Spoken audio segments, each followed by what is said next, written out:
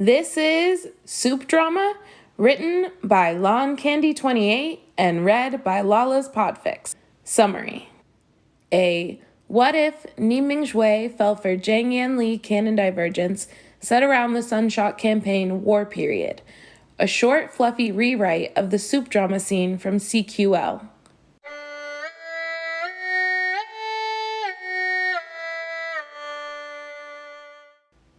There is a commotion coming from one of the tents. Nie Mingjue, already nursing a headache after a long meeting, is sorely tempted to just take another route and pretend he didn't hear anything. Unfortunately for him, he's walking with his nosy little brother, who is very interested. Dage, you're in charge. You have to look into this surely, Nie Huaisong says, making a beeline towards the raised voices. Sighing, Nie Mingjue follows after him. Turning the corner, they see Jin Xishuan and Wei Wuxian squaring off, swirls of resentful energy radiating off the latter. As they approach, Wei Wuxian reaches a hand to his flute on his belt, and that makes Lan Wangji grab Wei Wuxian's wrist in an attempt to hold him back. Next to them, Jiang Wanyin's face could cut a person, and Zidian is sparking on his hand. With Jiang Yanli crying behind her two brothers, it looks like Jin Xishuan was the culprit that hurt their precious sister. This makes Nie Mingjue frown. Jiang Yanli has a sweet demeanor and has greatly contributed to their camp by cooking and taking care of the soldiers, and Nie Mingjue likes her. Privately, he agrees with the nickname the Jiang brothers have given Jin Xishuan. What did the stupid peacock do this time?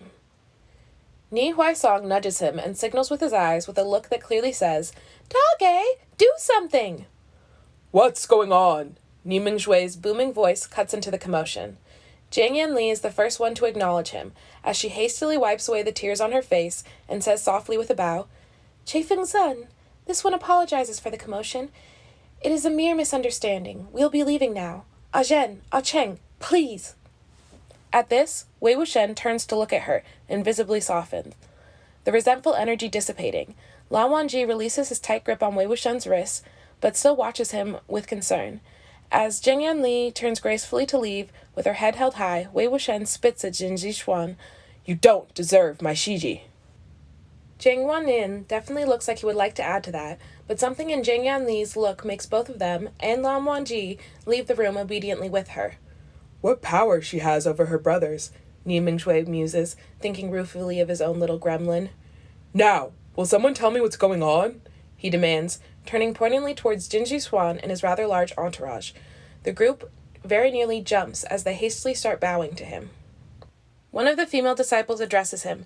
"Feng-zhen, this one is Luo Qingyang. There was a misunderstanding about Maiden Jiang preparing soup for young Master Jin. We were trying to seek clarity about the situation earlier." "And your young master had to insult Maiden Jiang in the process, I presume? To make a young lady cry, for shame." Tsk, tsk. Nie Huaisong cuts in with a flutter of his fan.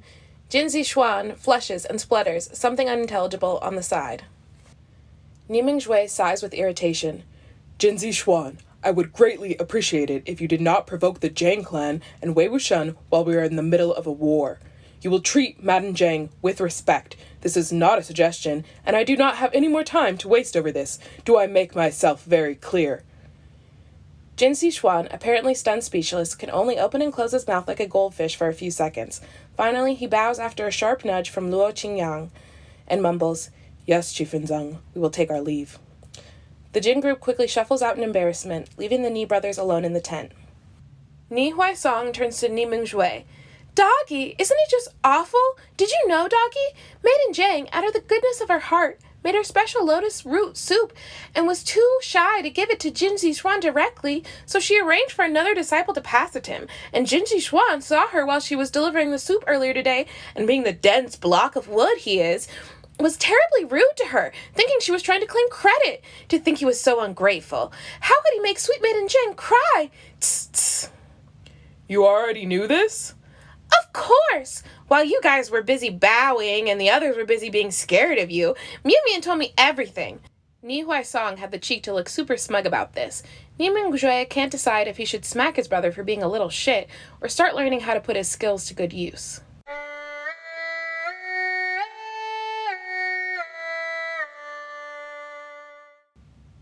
Later that evening, having napped away his headache, Nie Mingjue is out for a stroll to stretch his legs. In the distance, he sees Jiang Yanli standing under a tree, looking out at the cliffside near the campsite.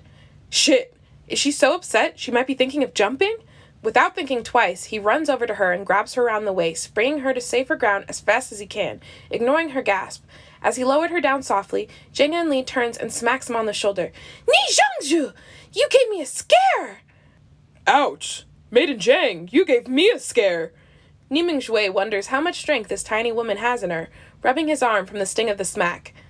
He says sheepishly, Please forgive my rashness. I did not mean to be rude.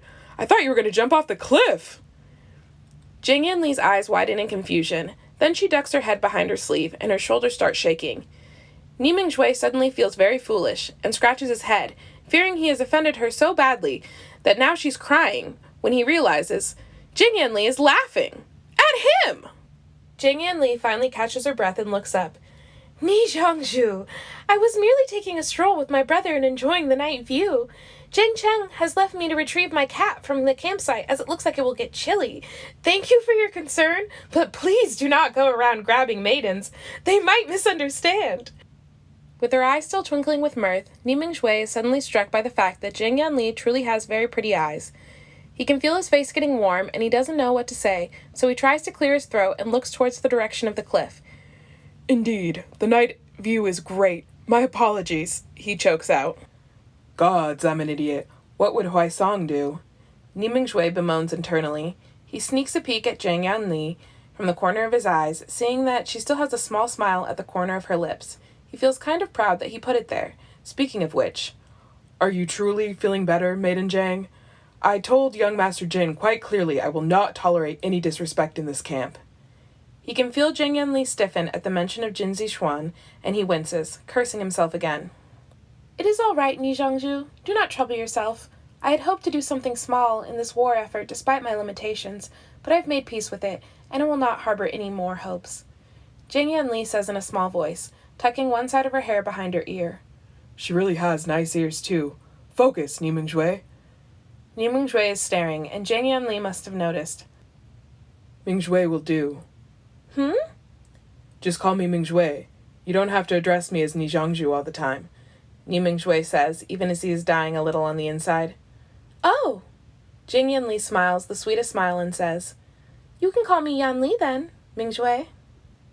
Nie Mingjue is sure his name has never sounded so nice. Yanli. They both smile at each other, and Nie Mingjue thinks, Is this what an early key deviation feels like? Mingjue, perhaps I can cook for you next time?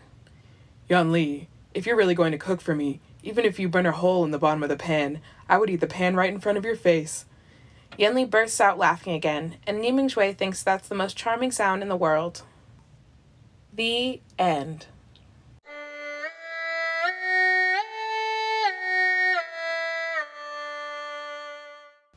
Please go to archiveofourown.org/works/266-50012 to leave comments and kudos for the original author. Thank you so much for listening, and have a great day.